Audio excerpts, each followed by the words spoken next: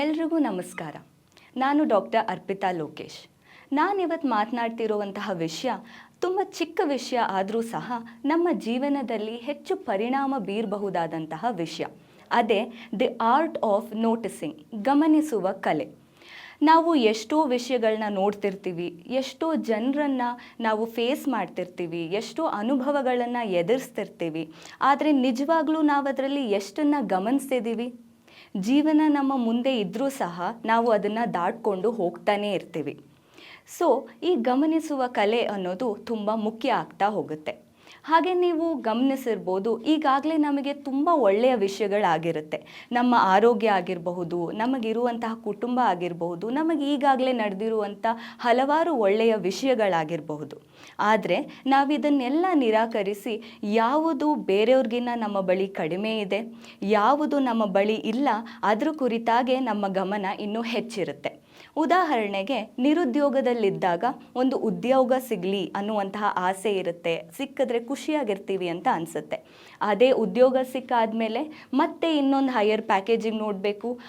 ಒಟ್ಟಿನಲ್ಲಿ ನಾನು ಹೇಳ್ತಿರೋದು ಒಂದು ಹೈಯರ್ ಏಮ್ ಇರಬಾರ್ದು, ಗುರಿ ಇರಬಾರ್ದು ಅಂತ ಅಲ್ಲ. ಬಟ್ ಆ ಗುರಿಯನ್ನು ಸಾಧಿಸೋ ಒಂದು ಹಾದಿಯಲ್ಲಿ ನಾವು ಈಗಿನ ಕ್ಷಣದ ಒಂದು ಮೌಲ್ಯತೆಯನ್ನು ಮರಿಬಾರ್ದು ಅನ್ನೋದು ತುಂಬಾ ಮುಖ್ಯ ಆಗುತ್ತೆ. ಸೊ ಈ ಆರ್ಟ್ ಆಫ್ ನೋಟಿಸಿಂಗ್ನ ನಾವು ಹೇಗೆ ಅಳವಡಿಸ್ಕೋಬಹುದು?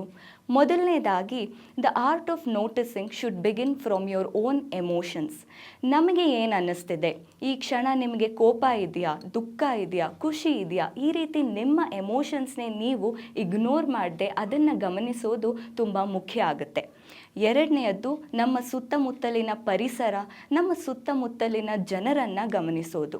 ಅದರಿಂದ ಕೂಡ ಎಷ್ಟೋ ವಿಷಯಗಳು ನಮ್ಮ ತಿಳುವಳಿಕೆಗೆ ಬರುತ್ತೆ.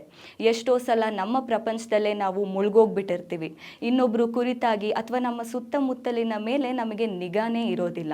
ಸೊ ಆದಷ್ಟು ಪ್ರಕೃತಿಯಲ್ಲಿದ್ದಾಗ, ಯಾವುದಾದ್ರೂ ಒಂದು ಕೆಲಸ ಮಾಡಬೇಕಾದ್ರೆ, ಒಂದು ಸಿಂಪಲ್ ವಾಕ್ ಮಾಡಬೇಕಾದ್ರೂ ಸಹ ಗಮನಿಸಿ ಅದನ್ನು ಕಾನ್ಸಂಟ್ರೇಟ್ ಮಾಡಿ ಮಾಡೋದು ನಿಮ್ಮ ಆರೋಗ್ಯಕ್ಕೆ ತುಂಬಾ ಒಳ್ಳೆಯದು.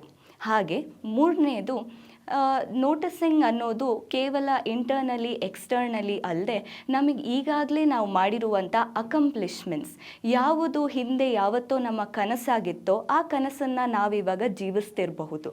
ಆದರೆ ಇನ್ಯಾವುದರೋ ಆಸೆಯಲ್ಲಿ, ಇನ್ಯಾವುದರೋ ಹಂಬಲದಲ್ಲಿ ನಾವಿದನ್ನು ಮರ್ತಿರಬಹುದು. ಸೊ ನಮ್ಮ ಅಕಂಪ್ಲಿಷ್ಮೆಂಟ್ಸ್, ಈ ಕ್ಷಣ ನಾವು ಏನನ್ನು ಅಚೀವ್ ಮಾಡಿದ್ದೀನಿ ಅನ್ನೋದನ್ನ ನೀವು ಗಮನಿಸೋದ್ರಿಂದ ಇನ್ನೂ ಹೆಚ್ಚು ಖುಷಿ ಮತ್ತು ನೆಮ್ಮದಿ ನಿಮ್ಮದಾಗುತ್ತೆ. ಹಾಗೆ ತುಂಬ ಮುಖ್ಯವಾಗಿ ನಾವು ಆದಷ್ಟು ಒಳ್ಳೆಯದನ್ನು ಗಮನಿಸೋದು ತುಂಬಾ ಮುಖ್ಯ. ಇಡೀ ದಿನದಲ್ಲಿ ಹಲವಾರು ಕೆಟ್ಟದಾಗಿರಬಹುದು, ಹಲವಾರು ಒಳ್ಳೆಯ ವಿಷಯಗಳಾಗಿರಬಹುದು. ಕೆಟ್ಟದ್ದನ್ನು ನೆಗ್ಲೆಕ್ಟ್ ಮಾಡಬೇಡಿ ಅಂತ ಅಲ್ಲ, ಬಟ್ ಕೆಟ್ಟದರ ಜೊತೆ ಒಳ್ಳೆಯದ್ದು ಆಗಿದೆ ಅನ್ನೋದ್ರ ಕುರಿತಾಗಿ ಒಂದು ಪರಿಕಲ್ಪನೆ ಇರಲಿ.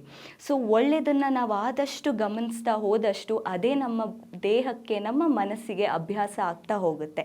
ಈ ಅಭ್ಯಾಸನ ನಾವು ಅಳವಡಿಸ್ಕೊಳ್ಳೋದ್ರಿಂದ ಇನ್ಯಾವುದೋ ಒಂದು ಎಕ್ಸ್ಟರ್ನಲ್ ಫ್ಯಾಕ್ಟರ್ ನಮ್ಮ ಮೆಂಟಲ್ ಹೆಲ್ತ್ ಮೇಲೆ ಪರಿಣಾಮ ಬೀರೋದಿಲ್ಲ. ಸೊ ಆದಷ್ಟು ಒಳ್ಳೆಯದನ್ನೇ ಗಮನಿಸೋಣ. ನಾವು ಎಷ್ಟು ಒಳ್ಳೆಯದು ಗಮನಿಸ್ತೀವೋ ಅಷ್ಟೇ ಒಳ್ಳೆಯದು ನಮ್ಮ ಜೀವನದಲ್ಲಿ, ನಮ್ಮ ಬದುಕಿನಲ್ಲಿ ಆಗುತ್ತೆ ಅಂತ ಹೇಳ್ತಾ ಮುಂದಿನ ಸಂಚಿಕೆಯಲ್ಲಿ ಭೇಟಿಯಾಗೋಣ. ನಮಸ್ಕಾರ.